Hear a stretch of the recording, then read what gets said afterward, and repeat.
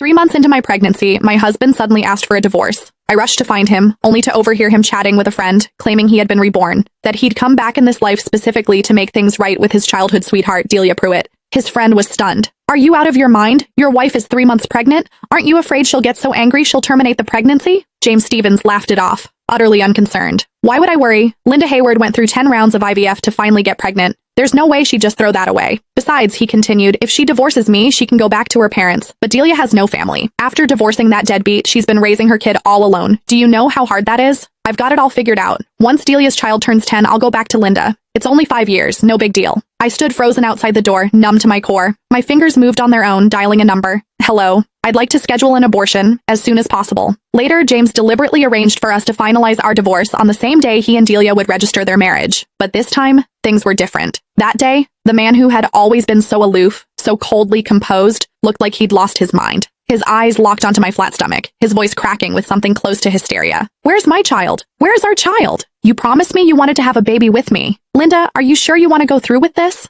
After everything you went through for this baby?" My mother's voice broke over the phone and guilt twisted in my chest. She had been the happiest person in the world when she found out I was pregnant. She knew what it had cost me, a full year of choking down bitter herbal medicine, 9 failed IVF cycles. It wasn't until the 10th attempt that I finally conceived. The moment the test results came back positive, my mother had wept with joy. She believed that with a child, James and I would finally settle into a real marriage, that he would step up, become a responsible husband, learn to put family first. But today I realized how terribly wrong we had both been. The phone rang, sharp and insistent. I answered mechanically. James's voice cut through, cold and harsh. "Linda, how much longer are you going to drag this out? Even if I can't divorce you while you're pregnant, the moment that baby is born, I'm filing immediately. And let's be real, raising a child costs money. You've done nothing but sit at home since we got married, eating my food, spending my money. All you do is a little housework, that's it. No one's going to want a woman who just gave birth and comes with a brat attached. You have no income, no prospects. When the time comes, you won't get to keep the child. You won't get to keep me. You'll have nothing." Every word dripped with contempt. He reduced everything I'd given to this marriage, every sacrifice, every exhausting day, to nothing. And he called my baby a brat. It felt like a blade dragging across my heart, slicing it open all over again. "James." My voice came out quiet, steady. He went silent on the other end. "I agree to the divorce." A pause. Then his tone shifted, bright with barely contained excitement. "Really? Great. Let's do it in 5 days." His voice softened, turning almost coaxing.